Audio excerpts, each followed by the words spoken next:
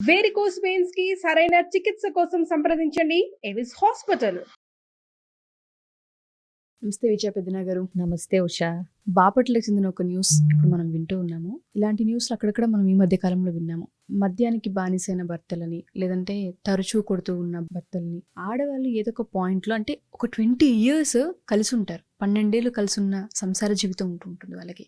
ఏ పాయింట్లోనూ సరే చంపేశారన్న వార్త మనం వింటూ ఉన్నాము.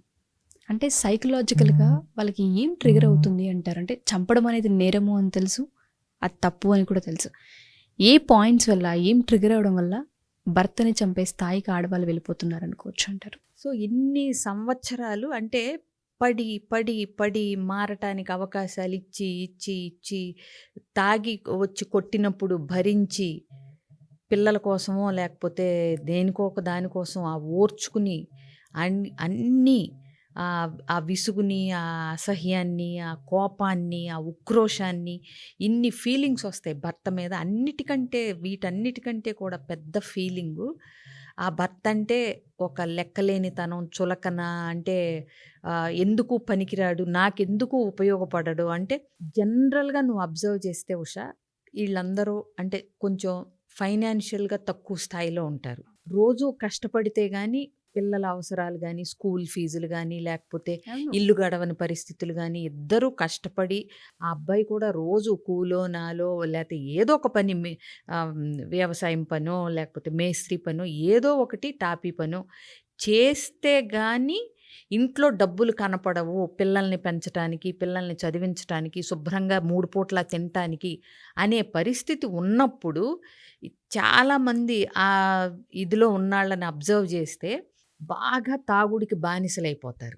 తాగి ఇవ్వాల్సిన డబ్బులు కూడా ఇంట్లో ఇవ్వకపోగా, అతను సంపాదించి ఇంట్లో ఇవ్వకపోగా, ఈఎంఐ 4 ఏళ్లలో పాచి పనిలో లేకపోతే ఏదో కూలి పనిలో చేసుకుని రోజుకు 200 400 ఏదో ఒకటి సంపాదించి నెలకింతని ఎంతో కొంత తెస్తంటే అవి కూడా కొట్టి లాగేసుకుని తాగేసి వచ్చి పడుకుంటారు.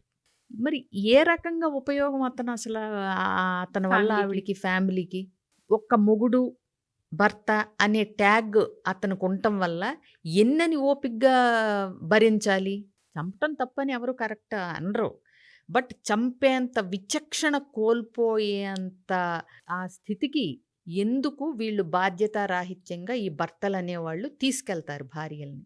మినిమంగా ఇప్పుడు వాళ్ళు ఏం ఎక్స్పెక్ట్ చేస్తారు? ఇలాంటి స్థాయిలో ఉన్న భార్యలు ఏమీ పర్లేదు, నువ్వు ఇంకా నేనైతే విన్నాను కూడా, నోటితో ఇట్లా చెప్పానమ్మా అదేంటి నా భర్తకి ఇట్లా చెప్పాను మా ఆయనకి అని వాళ్ళ నోటితో వాళ్ళు చెప్పింది నేను క్లియర్గా విన్నాను. ఉన్నారు ఇప్పుడు నా దగ్గర అట్లా చెప్తున్న వాళ్ళు.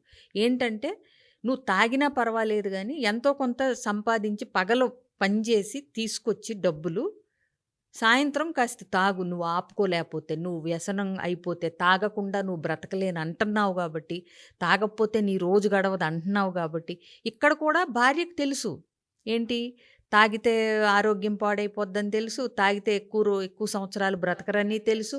కానీ తాగొచ్చి కొట్టి వీళ్ళ డబ్బులు కూడా, భార్య సంపాదించిన డబ్బులు కూడా కొట్టి తీసుకుని తాగేసి వస్తుంటే వీళ్ళ ఎక్స్పెక్టేషన్స్ అనేవి తగ్గిపోతూ ఉంటాయి. అర్థమైందా? సో వాళ్ళు ఏ స్థితికి వస్తారంటే, మొదట్లో నువ్వే పనిచేసి ఎంతో కొంత తెచ్చి సాయంత్రం తాగి పడుకోరాదా అని అంటారు. ఆ తర్వాత నువ్వు కొంచెం, అంటే నేను 200 తెస్తే ఒక 50 రూపాయలు తీసుకుని తాగి పడుకోరాదా, నన్ను కొట్టకుండా ఏదో మూలబడి ఉండరాదా అనే స్టేజ్కి వస్తారు. ఆ తాగొచ్చి వాళ్ళు కొట్టినప్పుడు ఆ తలలు బగిలి, ఆ రక్తాలు గారి, ఆ నుదుటికి ప్లాస్టర్లు వేసుకుని వస్తారు మా ఇళ్ళ చుట్టుపక్కలకి. ఏంటంటే, రాత్రి తాగొచ్చి మా ఆయనతో, వీళ్ళు ఎందుకు తాగొచ్చావు, ఏదో ఒక టైంలో రేపొద్దున స్కూల్ ఫీజు ఎట్లా కట్టాలి, నువ్వు రోజు ఇట్లా తాగొస్తే ఎట్లా అని ఏదో ఒకటి పోట్లాడతారు కదా, మనుషులే కదా. పోట్లాడినప్పుడు ఏంటంటే, ఆ తాగిన మైకంలో పటాపట దేనికేసి కొడుతున్నారో తెలీదు, వాళ్ళకి ఆ రక్తాలు గారి కుట్లేయించుకుని ఇలా వస్తూ ఉంటారు పనిలోకి.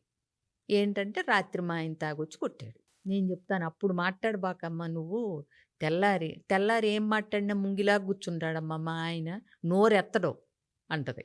ఆ తాగొచ్చినప్పుడు రెచ్చిపోయి అలా ప్రతాపం అంతా అప్పుడు చూపిస్తారనమాట. ఎందుకంటే అడిగిన దానిలో పాయింట్ ఉందని అతనికి తెలుసు. ఆ మత్తులో లేకపోతే వాళ్ళకి కొట్టే ధైర్యం కూడా ఉండదు తెలుసా ఉషా, మెదలకుండా ఒక మూల కూర్చుంటారు నిజంగానే. సో, అంత పడి ఇన్నేళ్ళు పడినప్పుడు ఏంటంటే, చివరికి మరి ఆళ్ళకెక్కడో ఒక ఇదొస్తదనమాట. ఛీ! వీడుంటే ఎంత, లేపోతే ఎంత. లేపోయినా శుభ్రంగా ఇప్పుడు బతకొచ్చు. పిల్లలు ఏదో ఇప్పుడు ఈ అమ్మాయి సంపాదించే దాంతో ఆ గవర్నమెంట్ స్కూల్ ఫీజులెయ్యో కట్టుకుంటా, ఏదోటి తిని బతుకుతాం. రోజు ఈ దెబ్బలేంటి, ఈ తన్నులేంటి. ఇంకోటి, ఇది జూత్తా కొడుకు కూడా గొంతు లేపటం మొదలెడతాడు తల్లి మీద. ఆడికో 8 ఏళ్ళు, 10 ఏళ్ళు రాగానే. వాడు నిర్లక్ష్యంగా తిరుగుతూ ఉంటాడు ఈ చదువుకోకుండా. ఎన్ని కాన్సిక్వెన్సెస్, నెగెటివ్ ఎఫెక్ట్స్ ఉంటాయంటే ఇంట్లో ఒక హెడ్ ఆఫ్ ద ఫ్యామిలీ మగవాడు తిన్నగా లేకపోతే ఎన్ని ప్రాబ్లమ్సో. ఫ్యామిలీ మొత్తానికి ప్రాబ్లమ్సే.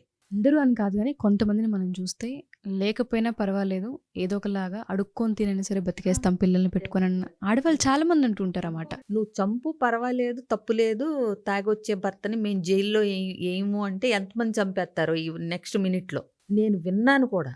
ఈడేదో ఒకటొచ్చి పోతే బావుండు అని ఈ పని చేసుకునే వాళ్ళు బాధపడటం, ఆ ఫ్రస్ట్రేషన్‌లో ఆ మాట అనటం. ఇంతకు మించిన ఫెయిల్యూర్ ఏముంటుంది అసలు ఓ ఏముంటుంది? భర్తకి? ఇంట్లో పని చేయటానికొచ్చే ఆడవాళ్ళ కథలింటే అసల ఆళ్ళకి నిజంగానే ఛాన్స్ ఇస్తే చంపేస్తారేమో అనిపిస్తది. ఇంకోటి, లేదంటే ఖచ్చితంగా అసలు వదిలేయటం మాత్రం డెఫినిట్‌గా వదిలేస్తారు చాలామంది. వాళ్ళు చుట్టాల్లో పరువు పోతుందని, నలుగురిలో ఇదని, అంటే పిల్లలకి తండ్రి లేకుండా అయిపోతాడేమోనని. చేసినాడిని అవుతానని, ఇలాంటి రీజన్స్ వల్ల ఆళ్ళు జస్ట్ ఆ మొగుడు అనేవాడు ఒకడున్నాడు అని అలంకారప్రాయంగా చూపించుకోవటానికి ఉన్నాడు. ఇంకోటి సేఫ్టీ. ఇప్పుడు ఒక ఒంటరి స్త్రీ ఇద్దరు పిల్లలతో ఉంటుంది అంటే మళ్ళీ అందరూ అంటే చులకన భావం అహా! అడ్వాంటేజ్ తీసుకునే తీసుకుందామని అవసరం. చూసేవాళ్ళే. అవును. అలా వాటి నుంచి కాపాడుకోవటానికి ఒకడున్నాడు, నాకు మొగుడనే క్యారెక్టర్ ఒకటుంది మా ఇంట్లో అని చూపించుకోవటానికి భరిస్తుంటారు తప్పితే, నిజంగా వాళ్ళు లేకపోతేనే మా లైఫ్ ఎంతో కొంత బెటర్‌గా ఉంటదనుకునేవాళ్ళు కోకొల్లలు.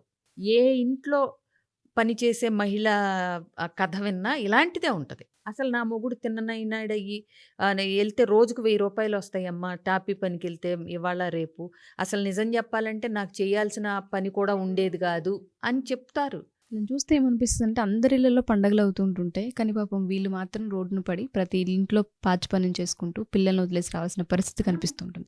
చాలా మంది అలా ఎక్స్‌ప్రెస్ చేసిన మహిళలు కూడా ఉన్నారు. అసల 9 ఏళ్ల పిల్లాడిని, 4 ఏళ్ల చెల్లిని ఇంట్లో వదిలేసొస్తారు పనికి.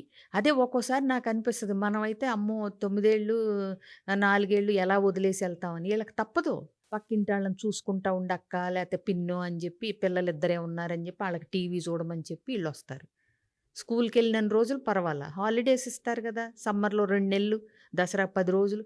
ఇవన్నీ పక్కింటాళ్ళని చూసుకోమని, లేదా పక్కింటి ఇంకొంచెం పెద్ద పిల్లలుంటే వాళ్ళతో ఆడుకోమని, అందరూ కలిసి ఆళ్ళ ఏర్పాట్లేదో ఆళ్ళు జేసుకొని వస్తారు. ఈ తండ్రి అనేవాడికి బాధ్యత ఉండదు. పటాపటా ఇద్దరినో, ముగ్గురినో కని అవతల పడేస్తాడు. నీకు తాగుడలవాటుంది, నీకు బాధ్యత లేదు, నువ్వు ఇంట్లో డబ్బులివ్వట్లేదు, పెళ్ళాన్ని కొడతావు, నీకు ముగ్గురు పిల్లలెందుకు? ఏదో ఉన్నారనుకోవటానికి ఒకళ్ళనో, ఇద్దరినో పోనీ ఒకళ్ళనో కని సరిపెట్టుకుంటున్నావా? కన్నాక ఇప్పుడు ఈ అమ్మాయి ఏం జేయాలి? నువ్వా డబ్బులివ్వవు, తాగొచ్చి తంతావు. మరి ఆళ్ళకి తిండి ఎవరు పెట్టాలి? ఈ అమ్మాయే 2, 3 ఇళ్లల్లో పనులు చేసుకుంటా పెట్టాల్సిన పరిస్థితి. అసలు నిజంగా అబ్జర్వ్ చేస్తే ఉషా, అట్లా పని చేసుకుంటూ రోజువారీ సంపాదన వచ్చేవాళ్ళు కూడా అతనికి గనక తాగుడు అలవాటు లేపోతే వాళ్ళు కూడా ఎంత చక్కగా ఫ్లరిష్ అవుతున్నారు. అవును. చక్కగా పిల్లలు బా చదువుకుంటున్నారు. ఎప్పుడైతే తండ్రి సిస్టమాటిక్‌గా ఉంటాడో, కష్టపడుతున్నాడో చాలామంది పిల్లలు బా చదువుకుంటున్నారు.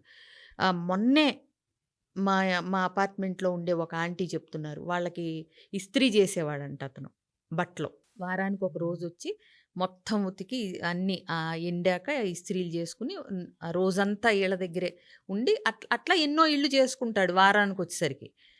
ఆళ్ళబ్బాయి ఇప్పుడు ఫ్లోరిడాలో పీజీ చేయటానికి ఎళ్ళాడంట. యాహ్! సో, అందుకని ఏంటంటే రెస్పాన్సిబిలిటీస్ కంటే ఎడిక్షన్స్ వెనక పెట్టుకుంటే బెటరు. ట్రూ. బాధ్యతలు. పిల్లల్ని కన్నావు, పెళ్లి చేసుకున్నావు. నీకసలు అంత బాధ్యత లేదు, ఉండదు అనుకుంటే చేసుకోమాక. నువ్వొక్కడివే లింగ్ ఎట్లా ఉన్నా పర్వాలేదు.